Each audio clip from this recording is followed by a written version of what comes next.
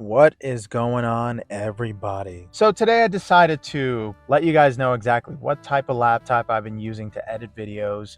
And if you were interested in the Alienware X14, this is a fairly comprehensive review of that device and all of my experiences with it in the past 2 years. And the Alienware X14 is a laptop that I've been wanting for a very long time. Ever since seeing the first Alienware laptop and how bulky and awesome it looked, I've always wanted these laptops, but they have always been so expensive, upwards of $1,400 to $2,000. Personally, I think in terms of a gaming laptop, buying a laptop that's $2,000 is quite an investment, but I figured that I needed a laptop for editing specifically, so getting something like the Alienware X14 was the most common sense thing to do. And I spent about $1,700 on it, and I figured it was worth it. I figured I can play all the games that I can't on my Steam Deck at the time, and also I can edit without any kind of limits. Now, little did I know that the Alienware X14 is one of the world's thinnest gaming laptops, which means that you need some kind of big fans in there in order to cool this entire system down. And well, yeah, the Alienware X14 is extremely thin. It's about a half an inch thin. This thing is extremely thin. It comes in silver and white, and I got the white version because, well, it's Alienware, and it matches my ROG Ally and at the time,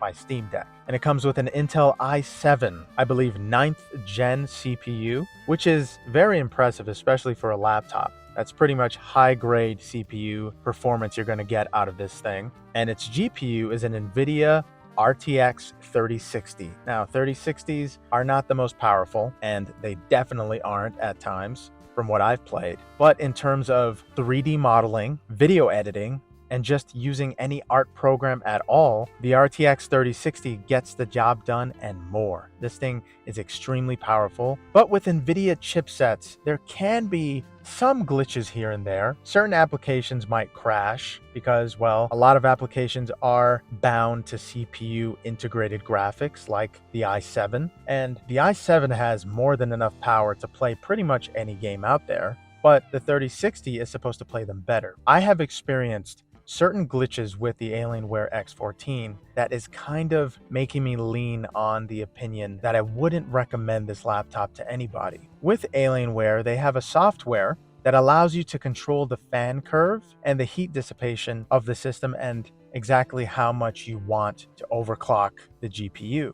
Now, I put my Alienware X14 in performance mode at all times because I go from gaming to editing within an hour flat. But with recent Windows updates, sometimes there were certain instances where performance mode wouldn't allow me to adjust the fan curve to the point that the fan curve stopped altogether. That means that I was editing for about 2 hours with the fan being turned completely off. The system was overheating to the point that program started to glitch out. The screen started to have this purple hue to it that it didn't before, and the system was 150 degrees Celsius. Now, I believe that is almost 300 degrees Fahrenheit, if I'm not mistaken. This thing was scorching hot. I'm surprised it didn't melt. But for some reason, the Alienware software thought it was a great idea to shut down the fans altogether. And this was the scariest time that I've had with this laptop. But ever since then, playing games on it hasn't been the same. I tried Resident Evil 4 Remake, and there was a lot more stuttering on this laptop than there was the ROG Ally. I have a better time playing this on a little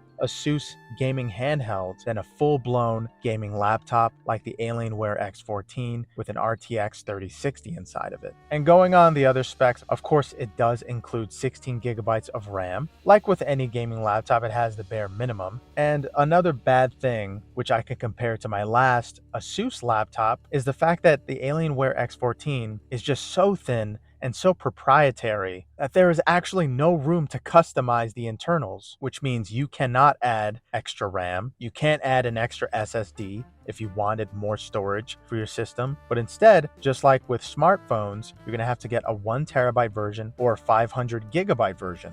And unfortunately, I got the 500 gig, and it really doesn't fit anything at all. I filled that thing up within a day. Considering how big video games are these days, I had to get a 2 TB SSD right away, and I find that to be very disheartening to pick one up or to even recommend one for someone else, because if I could just open it up and replace the internal SSD with like an 8 terabyte, I would have done that in a heartbeat. And the 8 terabyte would have probably been close to the price of the 2 terabyte external SSDs, because those things can be a bit expensive. I bought mine for about $150, and it's a Samsung external SSD. The 4 terabyte versions are about $250, which is the main reason that I didn't get one. But if I could just find an internal SSD, I could get an 8 terabyte for around $250 to $300, money well spent, and it would have increased the longevity of this laptop.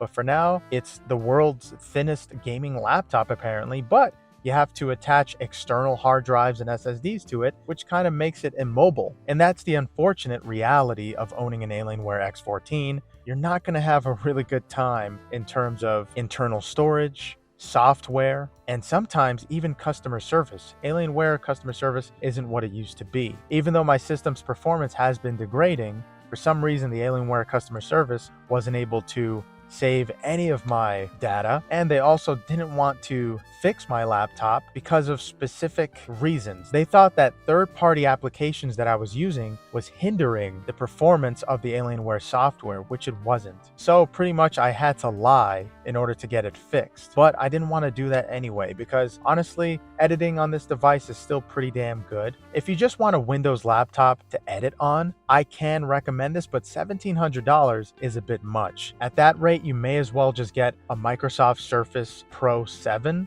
or even 8, because they're about $900 to $1,200. Sometimes they go up to $1,500 depending on the internal storage. But considering this Alienware is not a tablet, doesn't include any kind of pen or extension to use it in a further way in terms of artwork, if you just want a laptop for art and editing, I still wouldn't recommend the Alienware X14. And I mentioned this laptop a lot of times in the past in my older videos, but that doesn't mean I actually like this laptop. For the past 6 months, it's been giving me slight issues with the software, here and there, every 5 weeks or so. So it's not too frequent to the point that I will just return it or I want some kind of refund. But there have been some slight scares and some random times that really made me doubt the performance of the X14.